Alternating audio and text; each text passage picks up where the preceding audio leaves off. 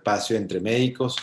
Hoy vamos a conversar de un tema que para mí siempre ha sido súper interesante, que es hablar de cáncer de pene. Y la razón es porque es una enfermedad, es un tipo de cáncer que se puede prevenir y que definitivamente además afecta funcionalmente y psicológicamente al hombre, porque en ocasiones el tratamiento implica la remoción de parte del pene o del pene completo. A diferencia del cáncer de, de próstata, por ejemplo, o eh, cáncer de riñón, donde básicamente si sucede, aparece y no hay nada que podamos hacer para prevenirlo.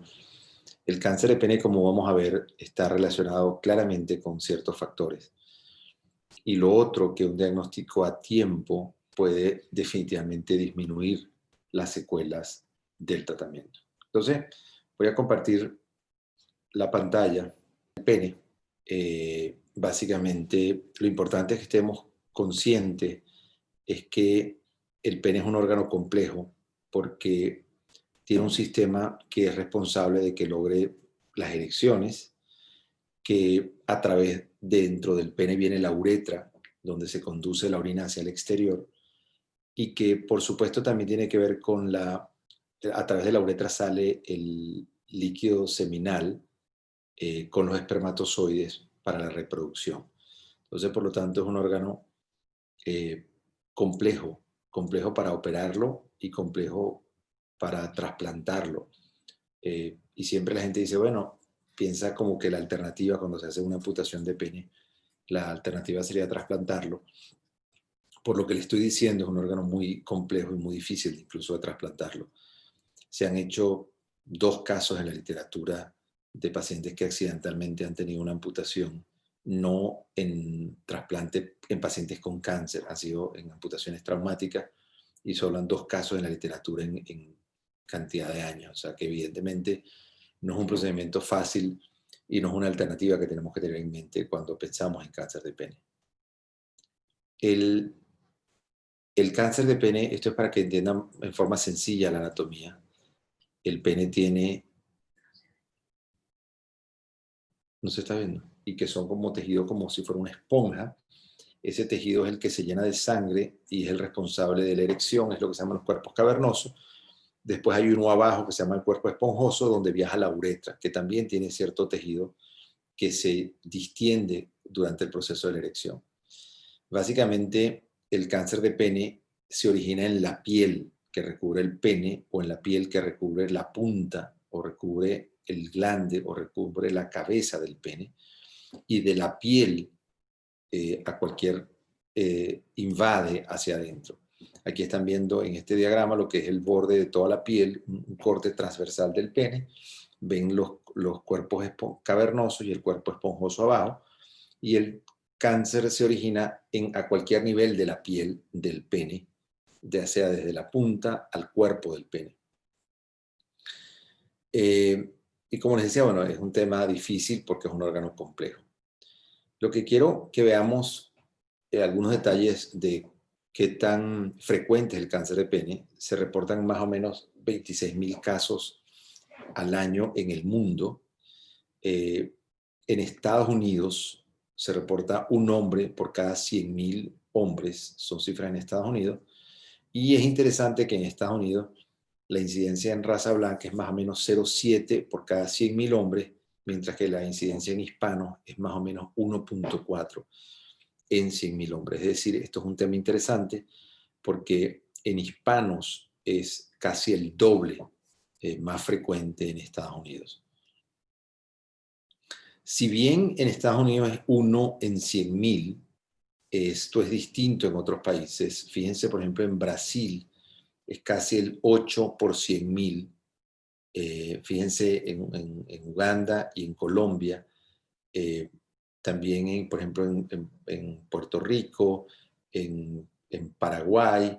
Hay algunas zonas donde es más frecuente y no es 1 por 100.000.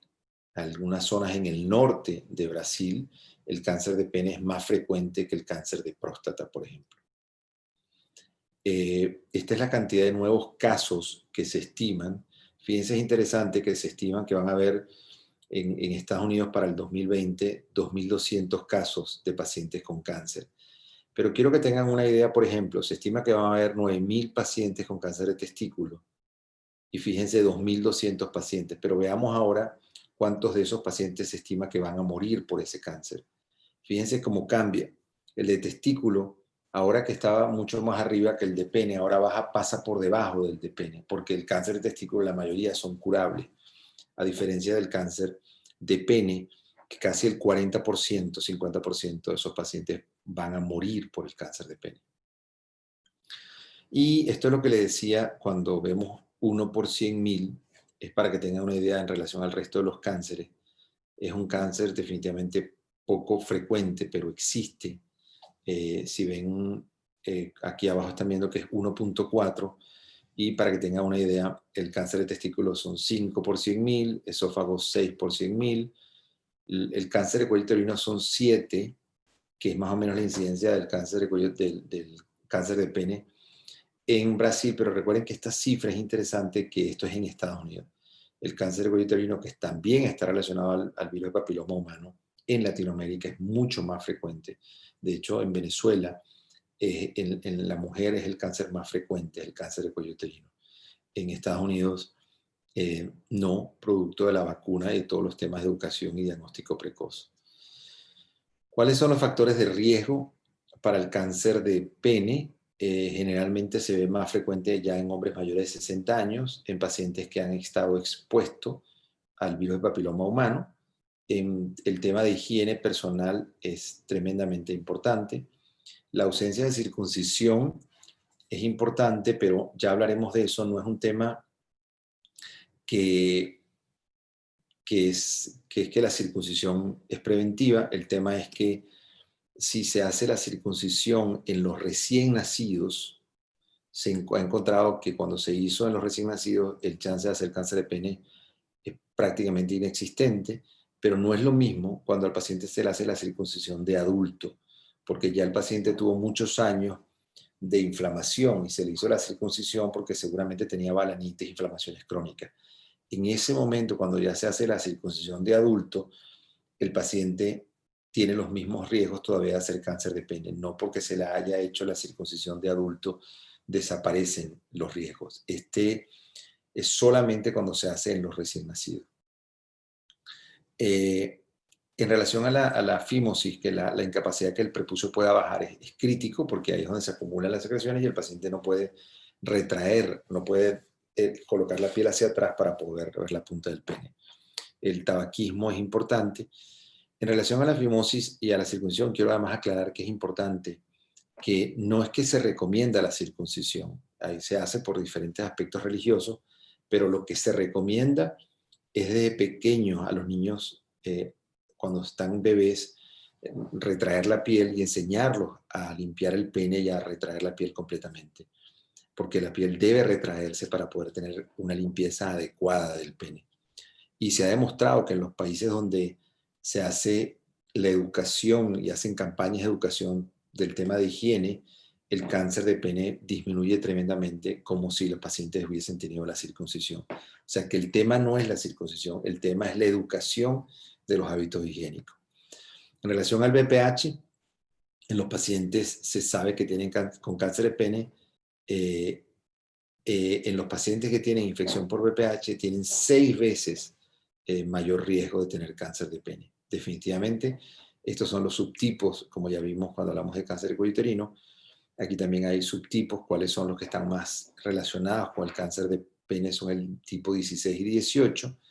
Y igualmente que en el cáncer de cuello uterino, la vacuna contra el VPH es preventiva. Ya lo vimos que deben vacunarse tanto las niñas o adolescentes como los hombres. Miren el porcentaje que es responsable del VPH en el 96% del cáncer de cuello uterino, en el anal, el vaginal, pero también en un 36% es responsable del cáncer de pene. Por lo tanto, la vacuna también aplica. Recuerde que se colocan, si se hacen en etapas Cuando están pequeños son 2 dosis, cuando ya están de adolescentes o adultos son 3 dosis, y que hay diferentes presentaciones dependiendo de la cantidad de virus, de virus para los cuales, cepas de virus para las cuales vaya a haber protección. Generalmente debe incluso vacunarse hasta menores de 40 años de edad. A los pacientes con antecedentes de tabaquismo, recuerden que hay un riesgo de 3 a 5 veces mayores entre los hombres que fuman. Se sabe que toda esta sustancia carcinogénica, la gente tiende a pensar que el cigarrillo solo produce cáncer de pulmón. Estas sustancias que se absorben y entran a la circulación se eliminan por orina y están en la sangre e impregnan todo el cuerpo. Por ejemplo, lo que la gente no se imagina es el cáncer de vejiga, ya lo hemos conversado. El cáncer de vejiga también está relacionado con el hábito de fumar. ¿Cuáles son los síntomas? Lo primero que quiero conversar es que lo más frecuente es que las lesiones se produzcan en la punta del pene, en el glande o en la cabeza. También se pueden producir en la piel, que recubre el glande, en el prepucio. Puede producirse en el reborde, en la corona, en un 6%, y en el cuerpo del pene es muy raro, que es un 2%. Así que generalmente se produce en la piel que recubre el glande, es el sitio más frecuente donde se produce. Generalmente son lesiones, pueden ser, vamos a ver algunos ejemplos. Lo importante es que estas lesiones pueden producir dolor, pueden producir picazón, pero la mayoría de las veces son elevaciones en la piel, son úlceras, son elevaciones que no producen síntomas.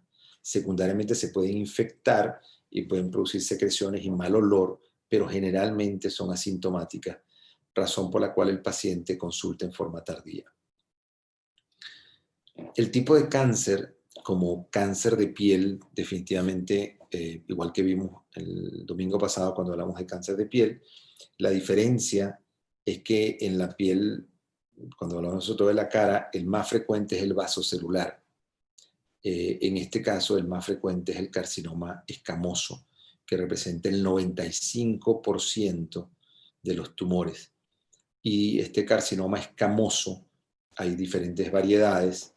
El más frecuente es el clásico, el menos poco frecuente son los sarcomatoides o verrucosos, y vamos a ver algunos ejemplos. Pero en mente básicamente que el más frecuente es el tipo de carcinoma escamoso. Y hay muchos estudios que se han hecho de inmunoterapia del mismo carcinoma escamoso en cuello y en cara. De muchos de estos avances se han aplicado también para el cáncer del mismo tipo, pero que sucede en el pene. El diagnóstico, por supuesto, es el examen físico y hay que tomar una biopsia para confirmarlo. Sobre todo si ustedes ven que una lesión, fueron al médico, fueron al internista, al dermatólogo, al urólogo, les mandó una crema, les mandó algo y eso no desaparece. Esa lesión no desaparece con 1 semana, 2 semanas de tratamiento.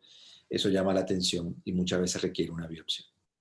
Además de la biopsia, se hace, por supuesto, el examen físico de las regiones inguinales y se piden estudios de extensión con tomografía, ultrasonido, resonancia o radiografía de tórax para evaluar el resto.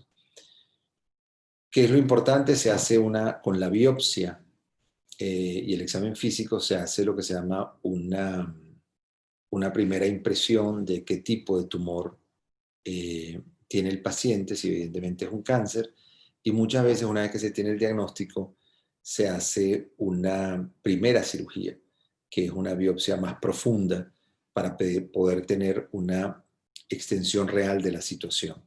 Una vez que se hace la resección, es que se puede tener la clasificación y saber a qué profundidad ha llegado la enfermedad. Cuando la enfermedad ya no solamente está en la piel, sino que avanza en profundidad y se mete en los cuerpos cavernosos, se mete en la uretra, va cambiando el estadio y va cambiando la indicación de la necesidad de, además de la cirugía del pene, sacar los ganglios linfáticos de la región inguinal, porque fundamentalmente la enfermedad, al primer sitio que se va, se disemina por vía linfática y el primer sitio que se va es a los ganglios linfáticos de la región inguinal. Entonces, lo primero que se hace a veces es una pequeña biopsia y se confirma que es cáncer, luego se va generalmente bajo anestesia y se hace una resección adecuada en la cual se obtengan unos márgenes negativos y se puede hacer el diagnóstico. La cirugía o la remoción se hace lo que se llama, que lo conversamos también en la semana pasada en dermatología, que se va removiendo capa por capa y se van haciendo biopsias en corte congelado hasta que se tiene la seguridad de que se resecó completo. En ocasiones se pueden usar sustancias locales o congelar la lesión y resecarla. En ocasiones con quitar la piel del prefiere, por supuesto, una resección amplia para poder resecar. Aquí también la circuncisión, a veces. Unos ejemplos, el que está a la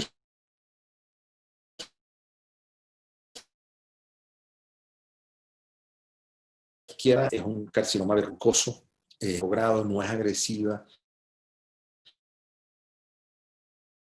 y como no es infiltrada dentro de profundidad, es suficiente. Generalmente el paciente, por supuesto, puede preservar el pene.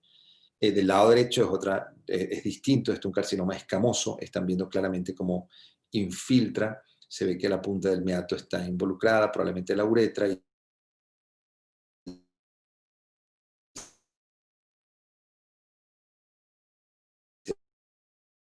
se ve cómo infiltra al lado y seguramente algo del esponjoso aquí abajo. Entonces, en este caso, claramente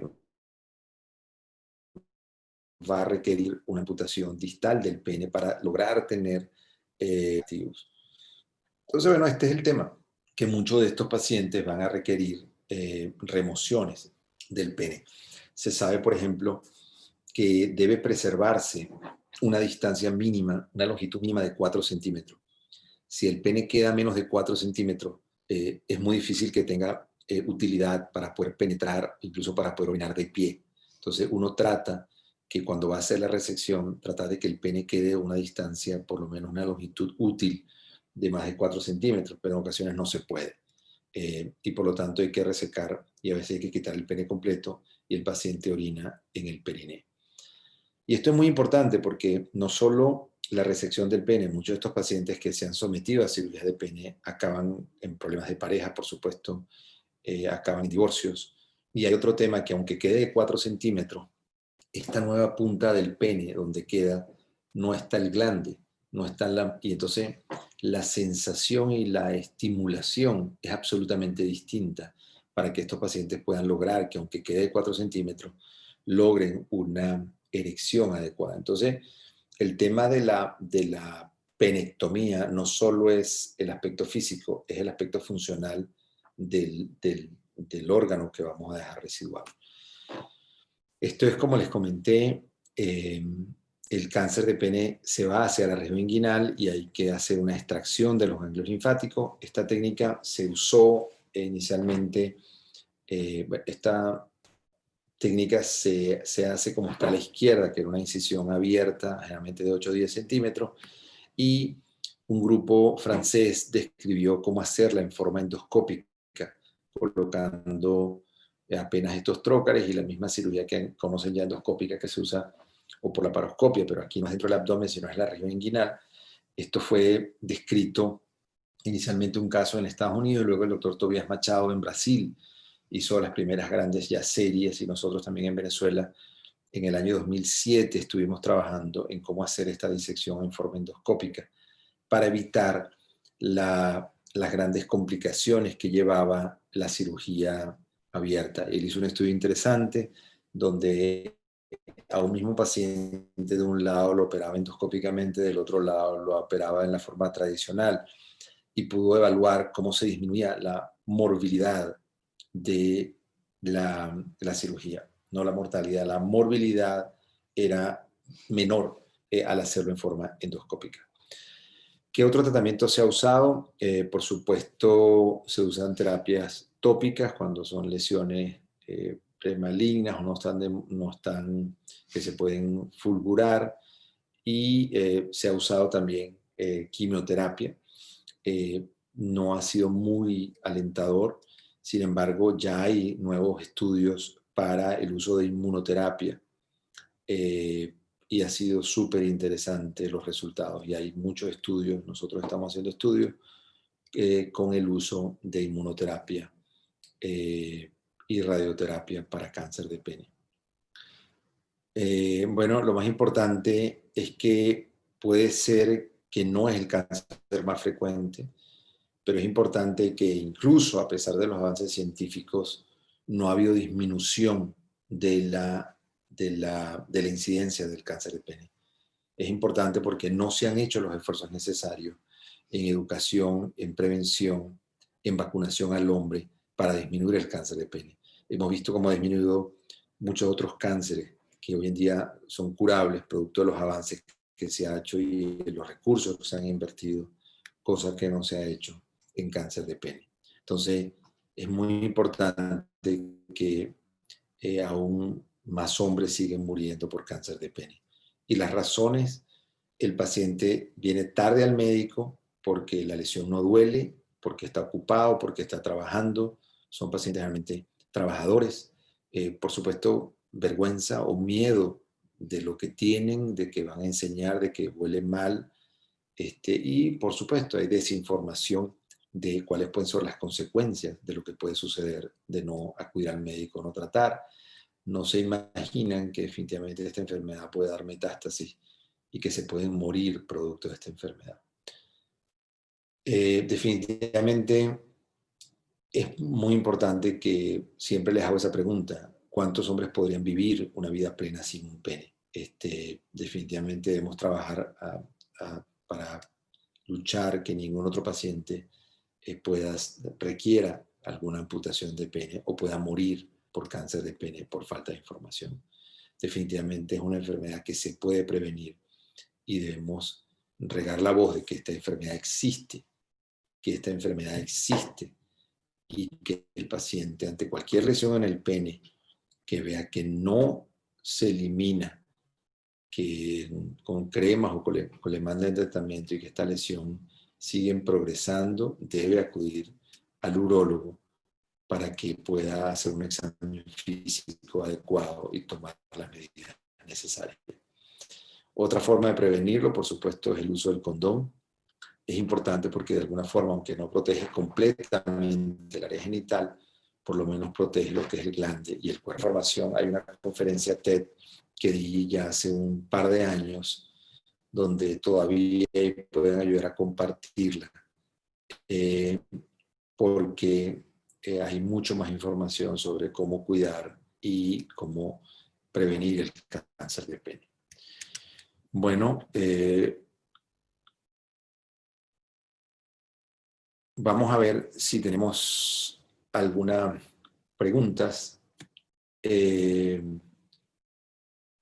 No sé si quieran conectarse en video Aníbal o Laura. Están todavía conectados. Aref, si quieres, activemos los videos.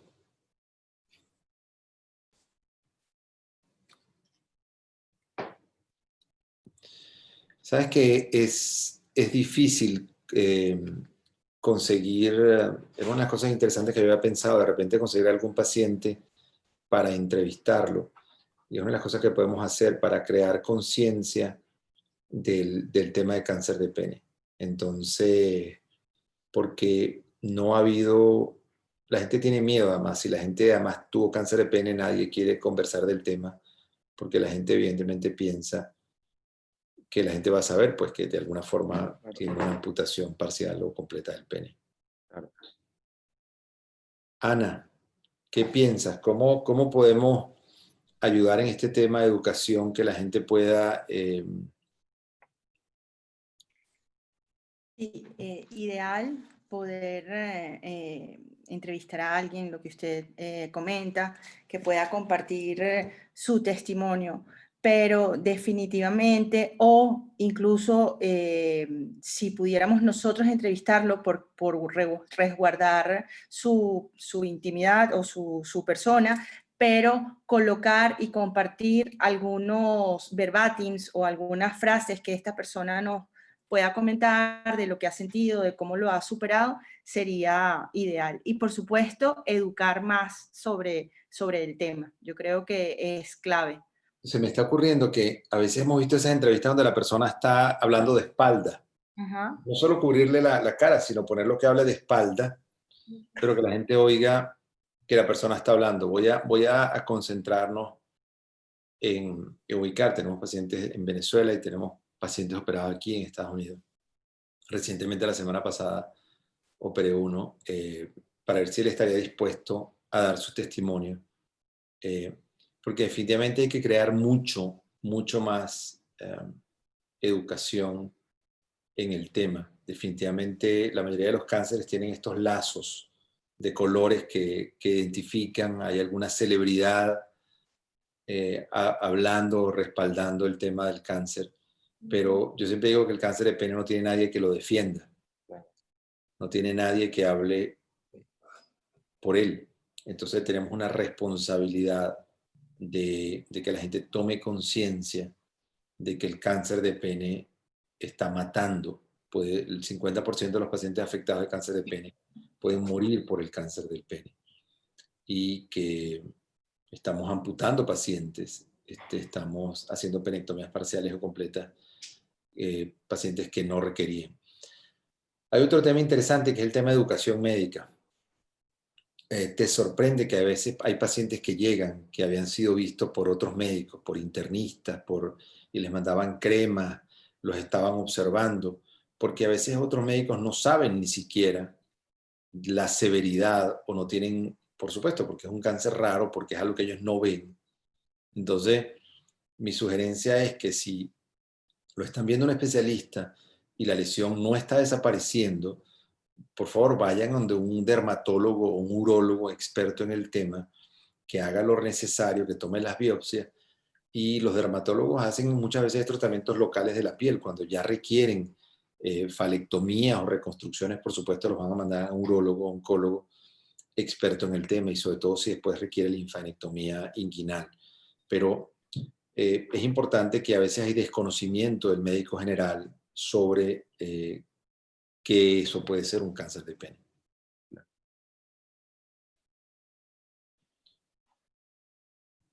Por supuesto, y más que es un cáncer, como usted dice, y como la data lo indica, pues un cáncer totalmente infrecuente y no es algo que se acostumbre a ver, y menos en medicina cuando no se lleva esa especialidad en específico, que sea común verlo. Esa falta capaz de experiencia ha llevado a que mucha gente no consulte al médico por todas estas razones que ya usted bien explicó. Sí, y como usted como mencionó al inicio, pues depende mucho de la educación, porque es un cáncer que se puede prevenir con la vacuna. Ya con tener la vacuna contra el VPH, pues indudablemente el cambio sería bastante grande, gigante, sí. Sí, yo creo que hay que crear más educación en el tema de la vacuna, y es importante el tema higiénico. Hay pacientes que ya de adultos vienen y tú ves que el prepucio nunca bajó, y simplemente no le explicaron lo importante de bajarlo. Hay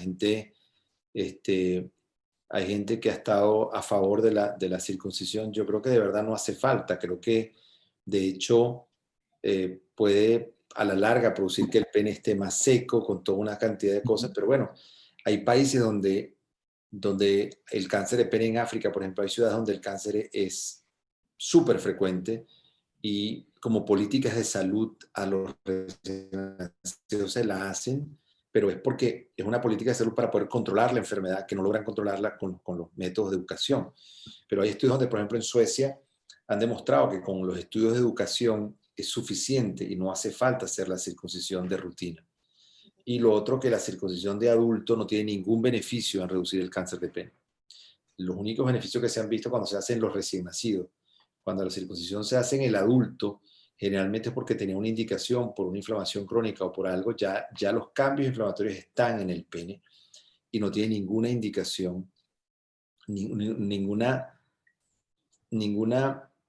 presunción de que al hacerte la circuncisión de adulto vas a tener menos riesgo de cáncer de pene.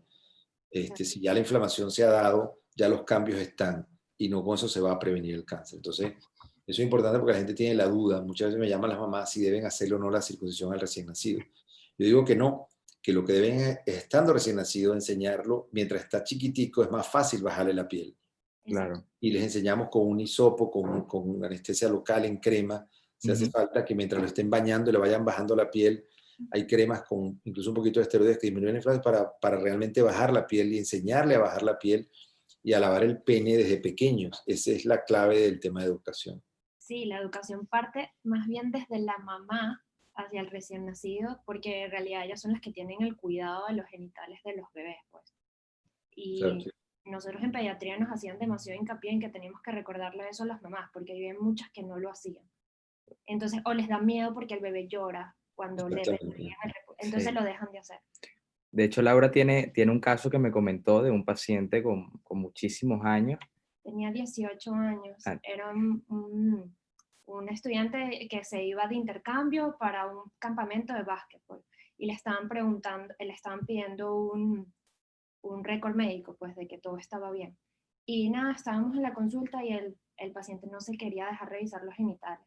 Cuando insistimos, tenía una fimosis grado 4 y nada, pues nunca nadie se la había diagnosticado. La mamá creía que eso estaba normal y el paciente tenía muchísima pena de comentarlo, pues. Entonces al final se mandó a lo mandamos a una referencia a cirugía, pero cónchale, ya es tarde, pues ya tiene 18 años.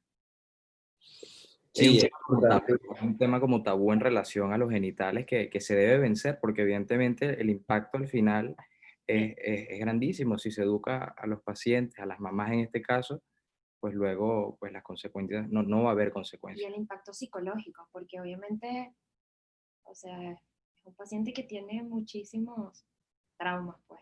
No, y las dificultades que sufre después él de adulto, que no le baja bien, que le duele al bajarlo porque no lo hicieron adecuadamente de recién nacido. Entonces, si a él le da miedo de que el niño pueda llorar un poquito, va a ser mucho más las dificultades que va a tener el de adulto por no haberlo bajado o educado a tiempo. Y que la solución no es hacer la circuncisión, porque ese pene después de adulto va a estar seco y va a ser más difícil y el paciente va a tener más síntomas por por haberle realizado la circuncisión. Jesús Bastardo comenta normalizar este tabú en los hombres.